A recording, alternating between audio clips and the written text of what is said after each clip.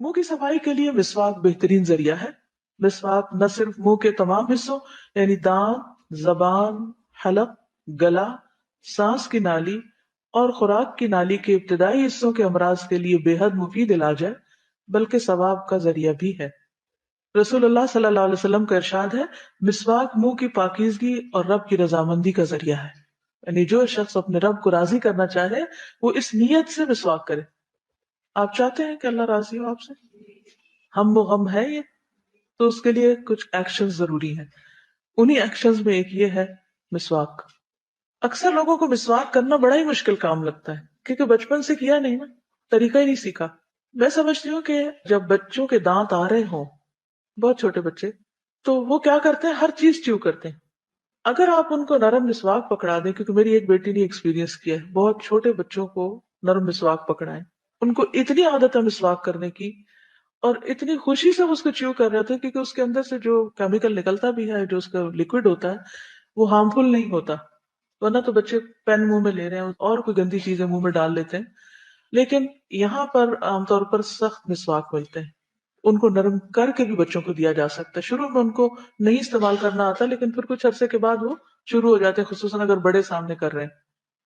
تو یہ کام کس لیے؟ آپ اپنے تھنگس ٹو ڈو میں لکھیں گے نا، تو مسواک اللہ کو راضی کرنے کے لیے، رب کی رضامندی کے لیے، اللہ تعالیٰ کی خوشی حاصل کرنے کے لیے۔ اور یہ جو حدیث بتا رہی میں، یہ صحیح بخاری کی ہے۔ اگلی حدیث الجامع صغیر کی ہے۔ رسول اللہ صلی اللہ علیہ وسلم نے فرمایا، طیبوا افواہکم بالسواک فانہا طرق القرآن۔ اپنے منہ کو مسواک کے ساتھ صاف کرو کیونکہ یہ قرآن کا راستہ ہے۔ اللہ کا کلام پڑھتے ہو تم اپنے منہ سے، اب دیکھیے جتنے بھی مخارج ہیں سارے کہاں ہیں؟ منہ کے اندر ہی، یعنی منہ، حلق، گلا سب بیچ میں آ جاتے ہیں، زبان، دانت۔ اتنی خوبصورت بات ہے کہ یہ قرآن کا راستہ ہے۔ اگر منہ سے اسمیل آ رہی ہو اور آپ قرآن پڑھ رہے ہیں تو وہ اسمیل ساتھ والوں کو بھی جا رہی ہے، تو کیا فرشتوں کو نہیں جا رہی ہوگی؟ تو فرشتے دور نہیں ہٹ جائیں گے؟ تو کتنا ضروری ہے کہ مسواک کیا جائے، اور خصوصاً اگر روزہ رکھا ہوا ہو یا کوئی ایسی بیماری ہو جس کی وجہ سے آپ کو تکلیف ہو بیڈ بریتھ کی، تو اس صورت میں بہت ضروری ہے کہ آپ کثرت سے مسواک کرنے والے ہوں، ورنہ بعض اوقات دوسروں کے لیے اذیت کا باعث بنتا ہے۔ پھر وہی حدیث یاد رکھیں، مسلم وہ ہے جس کے ہاتھ اور زبان سے دوسروں کو تکلیف نہ پہنچے، تو زبان میں پھر اس کی صفائی نہ کرنا بھی ہے، اور اس طرح دوسروں کو اذیت دینا ہے۔ ٹھیک، اور اب ایک اور نیت آپ کریں گے کہ چونکہ میں قرآن کی طالب علم ہوں، تو قرآن پڑھتی ہوں، تلاوت کرتی ہوں، اس لیے میرا منہ صاف ہونا چاہیے، یہ قرآن کا راستہ ہے۔ پھر یہ کہ اچھی طرح پورے منہ کو صاف کرنا چاہیے، صرف سامنے سامنے کے دانت نہیں بلکہ پورے دانت، باہر سے اندر سے، تالو، زبان، حلق، پیچھے تک، پورے مخارج کے جتنے بھی حصے ہیں ان سب تک مسواک لے جانا چاہیے۔ ابو بردہ کہتے ہیں اپنے والد سے کہ میں نبی صلی اللہ علیہ وسلم کی خدمت میں حاضر ہوا تو میں نے آپ کو اپنے ہاتھ سے مسواک کرتے ہوئے پایا، اور آپ کے منہ سے او او کی آواز نکل رہی تھی اور مسواک آپ کے منہ میں تھی، گویا کہ آپ کیا کر رہے ہیں، یعنی وہ کر رہے تھے تو اتنے میں اچانک وہ آگے تو انہوں نے دیکھ لیا۔ اس کا مطلب نہیں کہ پبلک میں آپ یہ سب شروع کر دیں۔ تو یہ سٹیمولیشن جو ہے یہ باقی باڈی کے اوپر بھی اثر انداز ہوتی ہے۔ اسی طرح اب طرح طرح کے آلات اور ایسی چیزیں نکل آئی کہ جس سے زبان کو صاف کیا جاتا ہے۔ باقاعدہ اگر آپ کچھ سٹورز میں جائیں تو وہاں لٹکے بھی ہوتے ہیں ٹنگ کلینرز، اور اس سے وہ زبان کو صاف کرتے ہیں، لیکن مسواک جو ہم یوز کرتے ہیں وہ سب سے بیسٹ ٹنگ کلینر ہے۔ ایکچولی زبان کے اوپر چھوٹے چھوٹے بمپس پائے جاتے ہیں جن کو ٹیسٹ برڈز کہتے ہیں، اور ان کی تعداد تقریباً 10,000 ہوتی ہے۔ زبان کی نوک پہ پائے جانے والے ٹیسٹ برڈ میٹھا چکھتے ہیں، پچھلے حصے پہ کڑوا ہوتا ہے، سائڈز پہ نمکین اور کھٹا ذائقہ وغیرہ۔ پھر یہ ٹیسٹ برڈ جو ہوتے ہیں، جو چیز منہ میں جاتی ہے اس کا ذائقہ ڈیٹیکٹ کر کے دماغ کو بھیجتے ہیں، جس کی وجہ سے ہمیں پھر احساس ہوتا ہے۔ جو جو ہماری عمر بڑھتی ہے ٹیسٹ برڈز کی سینسٹیوٹی کم ہوتی جاتی، اسی لیے بڑی عمر کے لوگوں کو کھانے کا ذائقہ محسوس نہیں ہوتا یا کم ہوتا ہے، یا پھر وہ زیادہ مرچیں کھانے لگتے ہیں۔ اسی طرح جب ہم ٹیسٹ کرتے ہیں کچھ تو اس میں اسمیل کا بھی کردار ہوتا ہے، کیونکہ جب ہم کچھ سونگھتے ہیں تو اس کے ساتھ جب کھاتے ہیں تو اس کھانے میں زیادہ مزہ آتا ہے۔ کسی بھی خاص کھانے کی خوشبو سونگھنے کے بعد ہماری بھوک جو ہے وہ بھڑک اٹھتی ہے، اور پھر اس کے بعد یہ ہے کہ زبان پر اس کا ذائقہ مختلف محسوس ہوتا ہے۔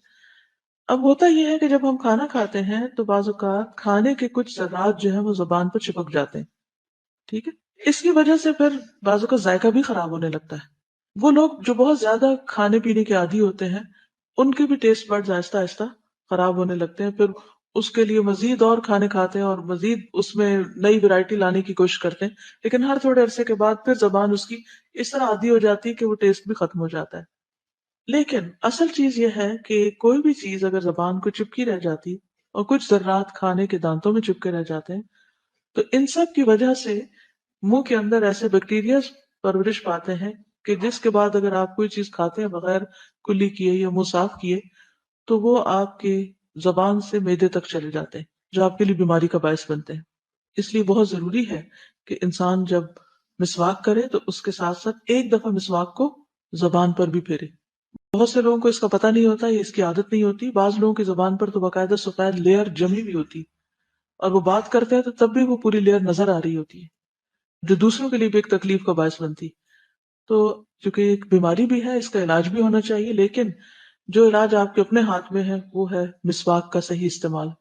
تو ہر روز اپنی ہیبٹ بنا لیں کہ صرف دانتوں پہ مسواک نہیں کرنا، اس سے اپنے گلے کو بھی اسٹیمولیٹ کرنا ہے، اس کو بھی صاف کرنا ہے، اور اس کے ساتھ ساتھ زبان کو بھی۔ اور کہا یہ جاتا ہے کہ جب یہ حصہ یعنی کہ ٹیسٹ بڈ جو ہے ان کو اسٹیمولیٹ کیا جاتا ہے تو اس سے جسم کے اندرونی اعضاء پتا، جگر، مثانہ، گردہ وغیرہ کی صحت حاصل ہوتی ہے، معدے کو بھی یہ اچھا کرتے ہیں۔ دانتوں اور داڑھوں کو صاف کرنا، ابن عمر فرماتے ہیں کہ ترک الخلال یوہن الاسنان، دانتوں کے خلال کو چھوڑنے سے دانت کمزور ہو جاتے ہیں۔ خلال کیا ہوتا ہے؟ خلال کس طرح کیا جاتا ہے؟ دانتوں کے ذرات جو ہیں یا تو فلاس سے آپ کریں، آج کل تو فلاس وغیرہ ہے، ٹوتھ برش سے، یا پھر ٹوتھ پکس وغیرہ جو نیچرل ہو لکڑی کی، ان سے آپ کر سکتے ہیں۔ تو اگر آپ یہ خلال بالکل چھوڑ دیں تو ان حصوں کی ایکسرسائز نہیں ہوتی، یا وہاں پر خوراک کے باریک ذرات رہ جاتے ہیں جو سڑان پیدا کرتے ہیں، اس سے بھی اسمیل آتی ہے اور کئی بیماریوں کا باعث بھی بنتے ہیں۔ نیز فرمایا جو زائد کھانے کے ذرات داڑھوں میں باقی رہ جاتے ہیں وہ داڑھوں کو کمزور کر دیتے ہیں، یعنی دانتوں کی بیماریوں کی ایک بڑی وجہ خوراک کا دانتوں کے اندر پھنسے رہنا ہے۔ چکناہٹ والی چیز کے بعد کلی کرنا، ابن عباس سے روایت ہے کہ رسول اللہ صلی اللہ علیہ وسلم نے دودھ پیا تو کلی کی اور فرمایا کہ دودھ میں چکناہٹ ہوتی ہے۔ ہمارے کن کن کھانوں میں چکناہٹ ہوتی ہے؟ ساروں میں ہی تقریباً ہوتی ہے، ہمیں تو آتا ہی نہیں پکانا اس کے بغیر۔ تو اس کا مطلب یہ ہے کہ کھانا کھا کے پھر ہمیں کلی کرنی چاہیے۔ کثرت سے مسواک کرنا، رسول اللہ صلی اللہ علیہ وسلم نے فرمایا مجھے مسواک کا اس کثرت سے حکم دیا گیا کہ مجھے اندیشہ ہونے لگا کہ کہیں مجھ پر فرض ہی نہ ہو جائے۔ پھر ہر وضو کے ساتھ فرمایا اگر مجھے اپنی امت پر مشقت کا اندیشہ نہ ہوتا تو میں انہیں ہر وضو کے ساتھ مسواک کا حکم دیتا۔ پھر ہر نماز کے وقت، زید بن خالد کہتے ہیں کہ میں نے رسول اللہ صلی اللہ علیہ وسلم کو سنا، آپ فرماتے تھے اگر میری امت کے لیے مشقت نہ ہوتی تو میں انہیں ہر نماز کے وقت مسواک کا حکم دیتا۔ ابو سلمہ کہتے ہیں چنانچہ میں نے دیکھا کہ زید رضی اللہ عنہ مسجد میں بیٹھے ہیں اور مسواک ان کے کان پہ رکھی ہوتی تھی، جیسے بعض لوگ پینسل وغیرہ اٹکا لیتے ہیں نا تو پاس ہی رکھتے تھے، جیسے کسی کاتب کا قلم اس کے کان پر ہوتا ہے، تو جب نماز کے لیے اٹھتے تو مسواک کر لیتے۔ ابن عباس سے روایت ہے رسول اللہ صلی اللہ علیہ وسلم رات کو 2 رکعت پڑھ کر سلام پھیرتے اور مسواک کرتے، کہ نماز میں انسان اپنے رب سے ہم کلام ہوتا ہے۔ اتنا زیادہ اہتمام، ہم تو دن میں ایک دفعہ کر کے فرض پورا کر لیتے۔ گھر میں آتے ہی پہلا کام، نبی صلی اللہ علیہ وسلم جب گھر میں تشریف لاتے تو سب سے پہلے کیا کام کرتے؟ یہ پوچھا گیا حضرت عائشہ سے، تو آپ نے فرمایا کہ مسواک کرتے تھے انٹر ہوتے ہی۔ پھر اسی طرح بدبو پیدا کرنے والی چیزوں کو کھانے سے پرہیز کرنا، نبی صلی اللہ علیہ وسلم نے فرمایا جو کوئی لہسن یا پیاز کھائے وہ ہم سے الگ رہے یا ہماری مسجدوں سے الگ رہے اور اپنے گھر میں بیٹھے۔ پھر اسی طرح بعض لوگ ہر وقت کچھ نہ کچھ کھاتے رہتے ہیں تو اسی میں بات بھی شروع کر دیتے ہیں، تو پھر وہ خوراک کے ذرات اڑنے لگتے ہیں، خصوصاً اگر پان کھانے کی عادت ہو، اور بعض لوگ تو پان کھا کے پھر آس پاس بھی پھینکنا شروع کر دیتے ہیں۔ اس سے بھی پرہیز کرنا چاہیے۔ اسی طرح سگریٹ نوشی سے پرہیز، سگریٹ کا تعلق جو ہے نا یہ خبائث سے، خبیث چیزوں سے، اس کا جو دھواں ہے وہ صحت کے لیے بھی نقصان دہ ہے، اور اسمیل بھی ہے اس میں، اور کپڑوں میں بھی پڑ جاتی ہے اور آس پاس، اور پھر انسان کے جب اندر جاتا ہے وہ دھوئیں کا اندھیرا تو جسمانی صحت کے علاوہ روحانی صحت پر بھی اثر انداز ہوتی۔ قرآن مجید میں آتا ہے سورۃ الاعراف میں وَيُحِلُّ لَهُمُ الطَّيِّبَاتِ وَيُحَرِّمُ عَلَيْهِمُ الْخَبَائِثَ، نبی صلی اللہ علیہ وسلم کے بارے میں ہے کہ وہ ان کے لیے پاکیزہ چیزوں کو حلال اور خبیث چیزوں کو حرام قرار دیتے ہیں۔ وَيُحَرِّمُ عَلَيْهِمُ الْخَبَائِثَ، اسی لیے بعض علماء نے اس کو حرام بھی قرار دیا ہے۔ اور ویسے بھی ملائکہ کو اس سے اذیت ہوتی، جن چیزوں سے انسانوں کو اذیت ہوتی ہے ان سے ملائکہ کو بھی ہوتی، فرشتوں کو. اس بارے میں آپ کچھ کہنا چاہیں؟ اس سٹیج پر اس سے بچنا آسان ہے، اگر 2 قدم بھی آگے چلے گئے تو پلٹنا بہت مشکل ہوگا. اب بعض اوقات وہ کہتے ہیں کہ ہم نہیں پی رہے تھے، دوسرے پی رہے تھے، لیکن آپ کو معلوم ہے کہ جس کمرے میں وہ بیٹھیں گے، اگر وہ ایسے لوگوں کے پاس بیٹھیں گے جو پی رہے تھے تو پھر یہ بچ نہیں سکتے. پھر کچھ دنوں کے بعد برائی کا احساس ختم ہو جاتا ہے، پھر آہستہ آہستہ انسان اس راہ پہ چل پڑتا ہے. جتنے بھی اسموکرز ہیں اگر آپ ان سے یہ پوچھیں کہ شروع انہوں نے کہاں سے کیا، ایسے ہی مذاق مذاق میں شروع کیا اور پھر وہ عادت پڑ گئی.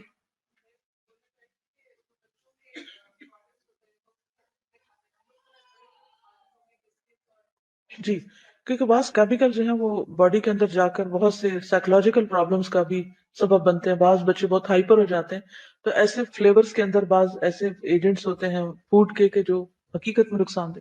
تو کسی بھی ہیبٹ کو چھوڑنے کا ایک بہترین طریقہ یہ ہے کہ بہتر آلٹرنیٹ دیں، تو پھر جو چیز چھٹتی ہے انسان اس کی کمی کو محسوس تو کرتا ہے مگر آہستہ آہستہ چھٹ جاتی ہے وہ چیز. اسموکنگ چھوڑنے کے لیے ہجامہ بھی کیا جاتا ہے. ہجامہ ہوتا جی. ہے، ویری گڈ.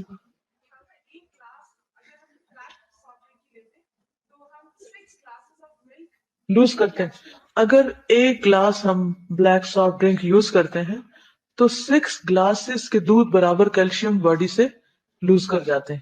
آپ دیکھیے کہ جس طریقے پر ہم پرورش پا رہے ہیں جس جنک فوڈ کے ساتھ اور جو کچھ ہمارا ایٹنگ ہیبٹس یا سٹائل ہے، آئندہ چند سالوں کے بعد ہم کہاں کھڑے ہوں گے اور کیا کام کرنے کے قابل ہوں گے.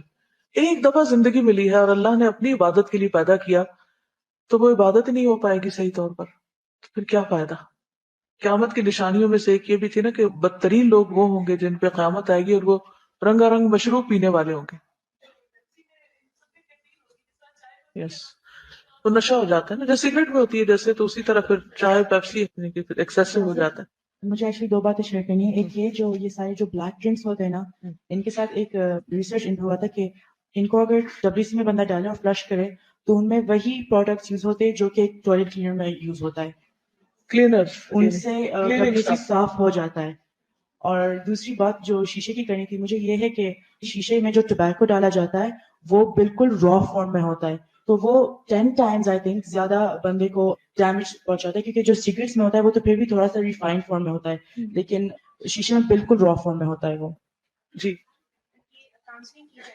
کیسے کاؤنسلنگ وہ اس کرتے ہیں؟ طرح سے کی جاتی ہے کہ پہلے تو وہ یہ سوچے کہ جو اسموکنگ کرتے ہیں ان کا ری انفورسنگ، ان کا ایک اسٹیمولس ہوتا ہے کہ وہ کس وجہ سے کرتے ہیں. کچھ لوگ عادی ہوتے ہیں آفس میں کرتے ہیں یا گھر میں ان کو جب بالکل ٹائم ٹینشن پاس ہوتی کرنا. ہے. ہاں، تو اس کا یہ ہوتا ہے کہ پہلے وہ اپنے آپ کو ریسٹرکٹ کریں کسی ایک جگہ پہ، کہ وہ یہ سوچیں سپوز کہ آج میں نے آفس میں نہیں کرنا، صرف گھر میں کرنا ہے. اوکے. کچھ دن اپنے آپ کو اس طرح سے ریسٹرکٹ کریں گھر کے ایریا میں. پھر گھر کا بھی وہ ایک روم سلیکٹ کر لیں جہاں پہ باقی فیملی ممبرز نہ ہوں.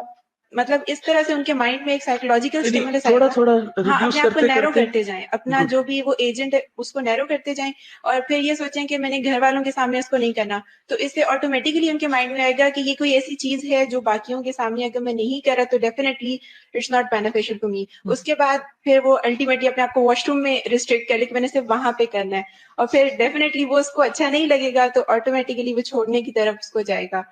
یہ Good. طریقہ اور ہو اس سکتا میں ہے. روزہ بہترین علاج ہے نا، جیسے پہلے بھی بات ہوئی تھی کہ روزہ بہت سی چیزوں کی اصلاح کر دیتا ہے. یہ کسی نے اپنا تجربہ بھی کل لکھ کر بھیجا تھا. یہ کہتی ہے کہ میں ایک آرگنائزیشن میں جاب کر رہی تھی.